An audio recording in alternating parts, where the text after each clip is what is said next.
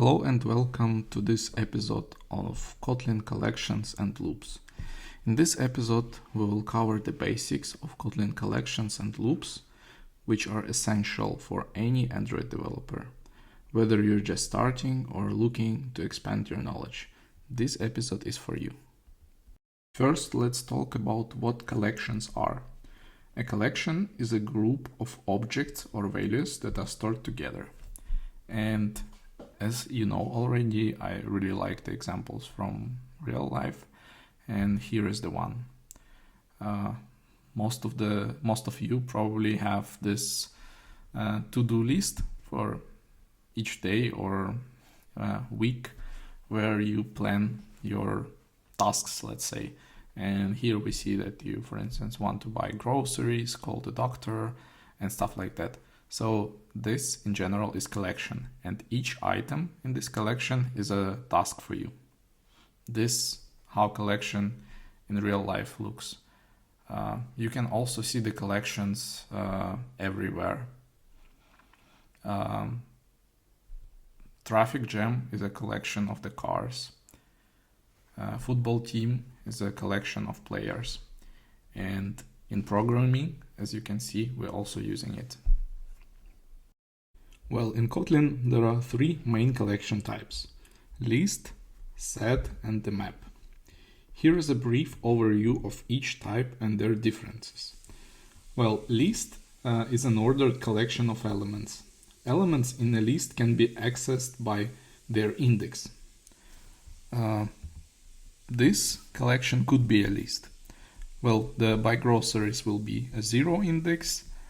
First one will be call the doctor, and so on. The interface list provides methods to add, remove, and modify elements in this collection. Second type is set. Set is unordered collection of unique elements. Unlike a list, elements in set do not have an inherent order, and duplicates are not allowed. The set interface provides methods to add, remove, and check for the presence of elements in the collection. And last but not least is a map. Map is a collection of key-value pairs where each key is associated with a unique value. Keys in the map are used to look up for values, and duplicate keys are not allowed. So here in the map, unique elements are only by key. The map interface provides methods to add, remove, and modify key-value pairs in the collection. In general, you would use a list when you need to maintain the order of the elements, and duplicates are allowed. A set when you need to ensure that each element is unique and order doesn't matter. And finally, you will use the map when you need to associate keys with values. And here in this table, you can see the differences, and you can choose proper collection which you are going to use. As you can see, only list is ordered collection. It does not support unique elements, and access by key is also not supported. For set, it's not ordered. It has unique elements, and access by key is not supported as well. And the map, also not ordered. It should have unique keys, and access by key is supported. From my experience, I would say most of the time you will use list. Sometimes map. Set is not that common thing, but still you definitely need to know this theoretical part, because usually if you want to have a successful job interview, this question could be asked about the collection types in Kotlin and stuff like that. What are the differences? So we will now check out how to create these collections. So let's jump into our playground and play a little bit more with collections. Let's start with creating a list. As you already know, list is an ordered collection of elements that can be accessed by their index. To create a list in Kotlin, you can use the list_of function. And here is the example. Let's create a list of fruits. We call it fruits. And it is equal to list_of. And in the parentheses, we write apple, banana, and orange. So now we created a collection which contains 3 strings, and each string is a fruit name. The next collection we're going to create is set. As you already know, set is unordered collection of unique elements. And to create set in Kotlin, obviously you can use the set_of function. And here is the example. For set, I would create some integers or set of integers. We do set_of, and let's do just 1, 2, 3. Well, if we compile our program, nothing is happening because we don't have any output. And now we create some output. As you know, we use println for now for output, and let's access some elements in fruits collection. We can use the square brackets, and in square brackets you need to specify the index which you are going to access. So apple is 0, banana is 1, and orange is 2. Let's do 2. And for set, we can just print set size. Okay, now let's execute. And as you can see here's the result. We accessing third element of fruits, which is 0, 1, 2, which is orange.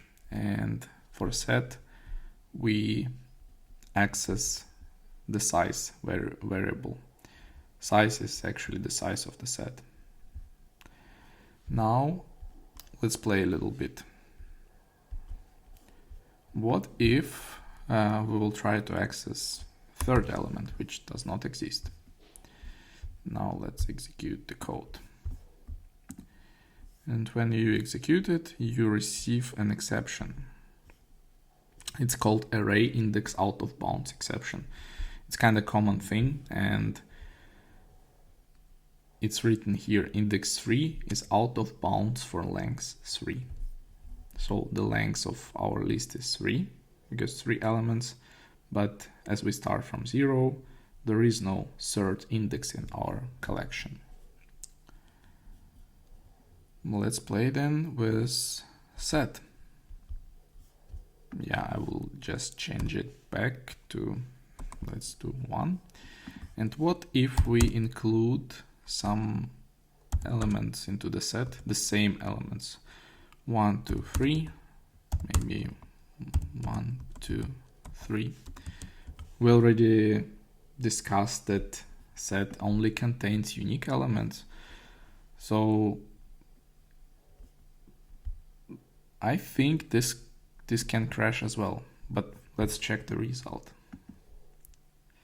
So as you can see, the program is not crashing, but when we try to print int size, we still receive 3 because it contains only unique elements. So if you will push like countless number of 1s or 2s or 3s, you will still have set which which has size of 3. Let's just add 1, 4, and the output will be different. As we have one more unique element, the size of set will be 4. Finally, let's jump to the map and create some map. We can create a map with strings and integers. For instance, first string is the name of person and the integer is his age. And we call it ages. And in Kotlin, everything is self-explanatory and the functions as well. So creating map is just a function map of. And as we said before, we use names as keys for us, and let's call it Alice. This is the first key and she is 25 years old. This is the first key value pair in our map. Let's do the second one. Bob is 30 years old. And finally, Charlie is 35 years old. So finally, we created a map. And now let's print some element.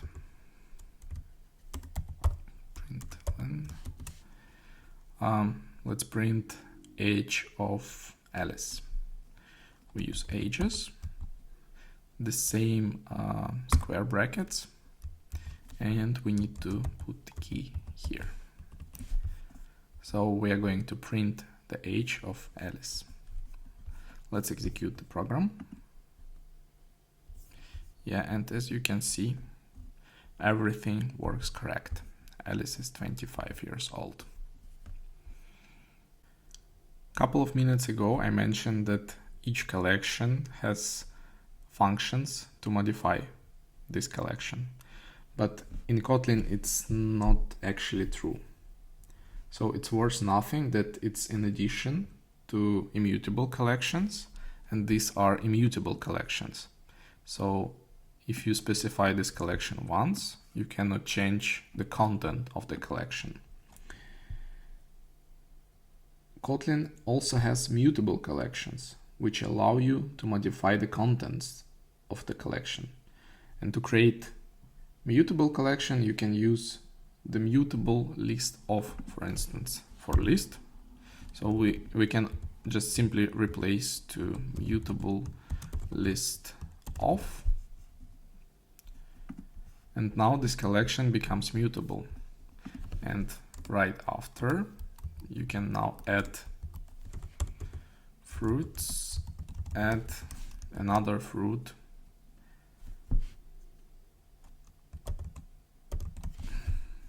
yes, which is ananas. And now we can try to print the third index in fruits collection. And we run our code. And as you can see, now our collection is bigger because we added ananas and now it works. But if we change it back to list of,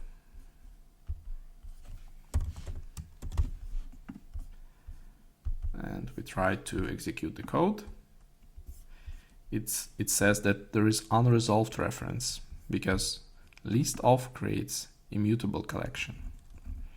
And in order to have mutable collection, you just need to use proper function. Let's remove this line for now. The same is for set and for map. So there is, for instance, mutable map of, and then you can change the content of the map. It's the same concept as for variables. As you remember, we have val and vars, And this is like concept in Kotlin language which I really enjoy, that you have two types of variables or two types of objects, when some objects are final, some objects are non-final, mutable or immutable. And this is cool. Now let's move on to loops.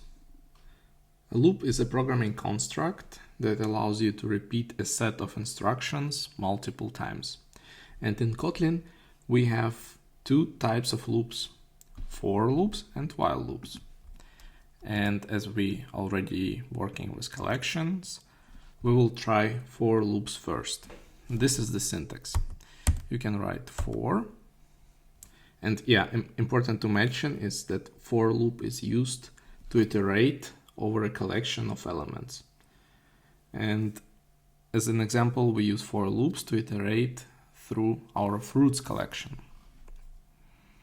Well, we write for, in parentheses we write fruit, one fruit, in fruits.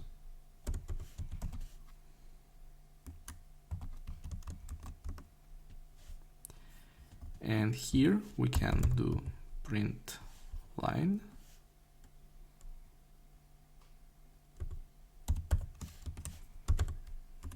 fruit. Let's just comment these lines for now to not overwhelm our output. So you can see that we are iterating through fruits collection and we print fruit. And let's run our code. And see, we have 3 outputs, but we have only one print line.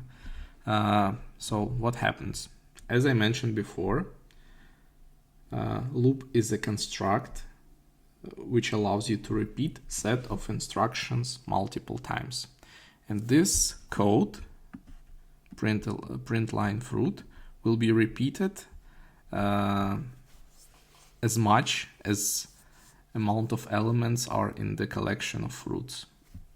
So as we have 3 elements in this collection, we have 3 outputs, 3 printlns.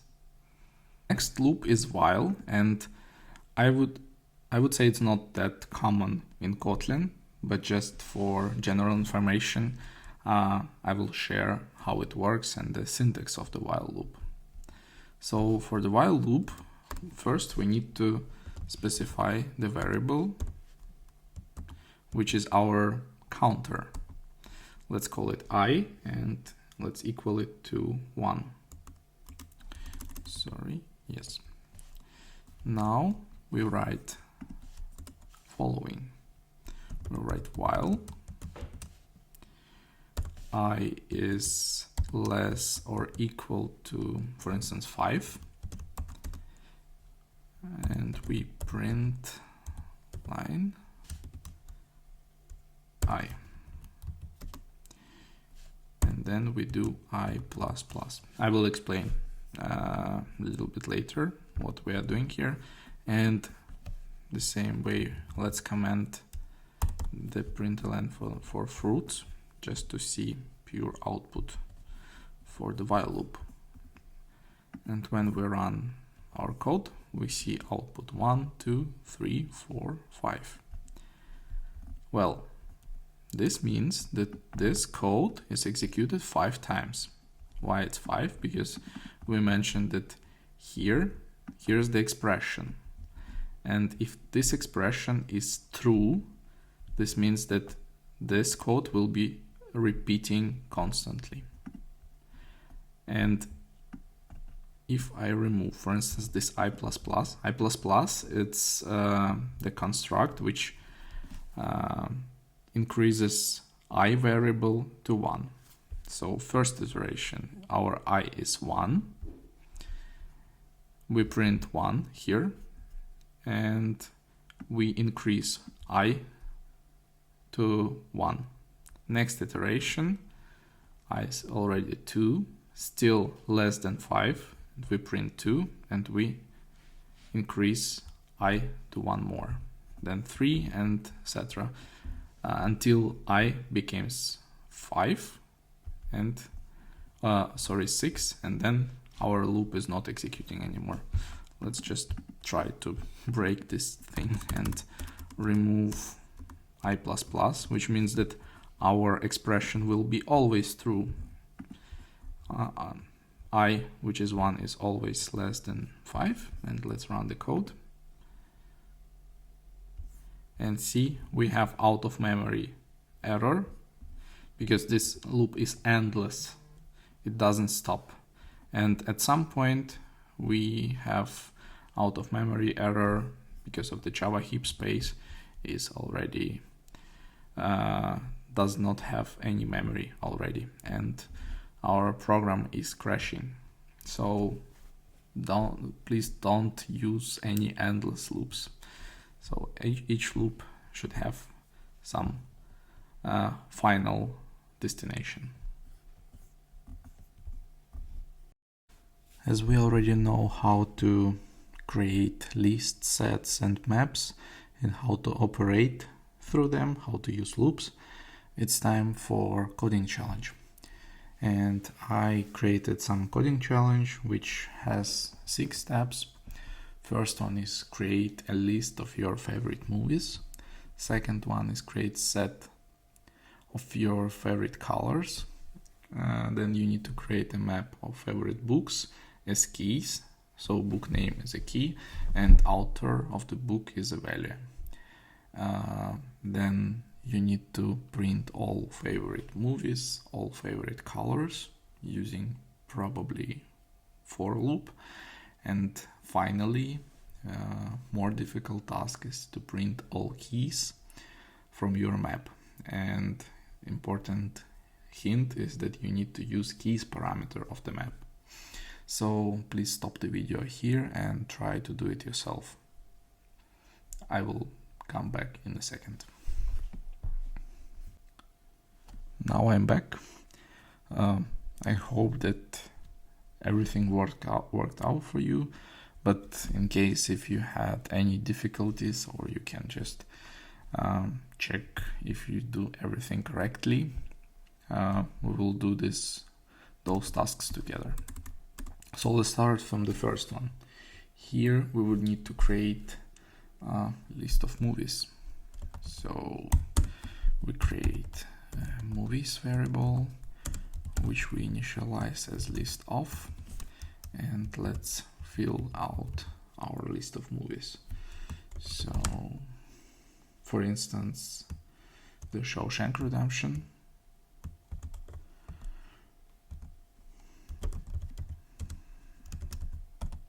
a great movie.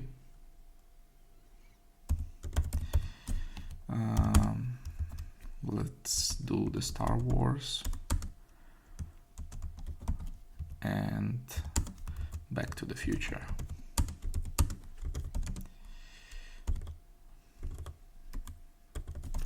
Great, so first task is finished.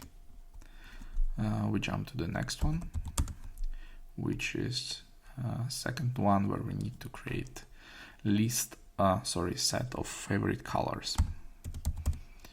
We name it colors and we use a function set of, and let's write some colors like blue, yellow. I would keep it that way, just 2 colors, the most important one.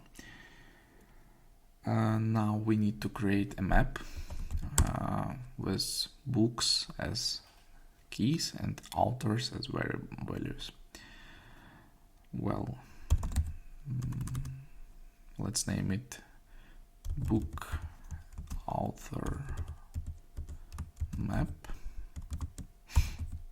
and we use the map of function. Let's do the first book, 1984 by George Orwell.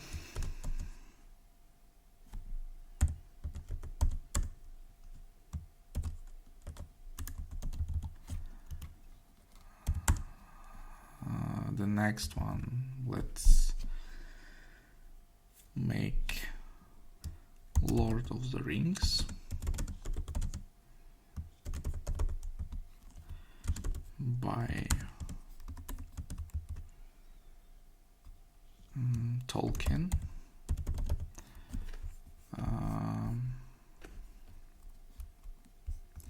Yeah, we can basically move to the next line. And the third one, let's write the Harry Potter by John Rowling. So this means that our third task is ready. Now we would need to print all favorite movies. We use for loop, and here we need to specify the item name, which will be a movie. It actually can be everything in movies. That means that we are going to iterate through movies list, and we do print line movie. Okay, this looks good. Let's press run. Yeah, as you can see, we have our movies printed. Okay, let's go further. The fifth task is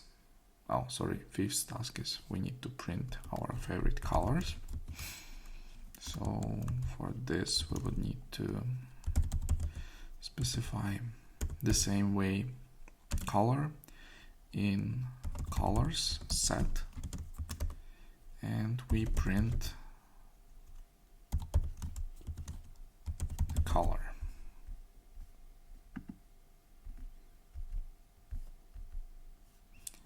Let's see what's gonna happen. Okay, we have this output. I would do just a empty line here to make it better. Let's check the result. Yeah. Now we have this separator and we see output separated. And last but not least, the most challenging task here is to print all keys, book names from our map. And as I mentioned, we need to use keys parameter of the map. So let's create a separate variable and let's call it keys. And we have our book author map, and here using the dot we can have access to parameters and functions of the map. And we have the keys here, which means that we created set of keys. Now the same way as before, we do for loop. It's called key in keys, and we print line the key. Okay, this sounds good and it looks good. Let's run our application. Yeah, and as you can see, we printed all of the movies, colors and book names, which means that we completed our coding challenge.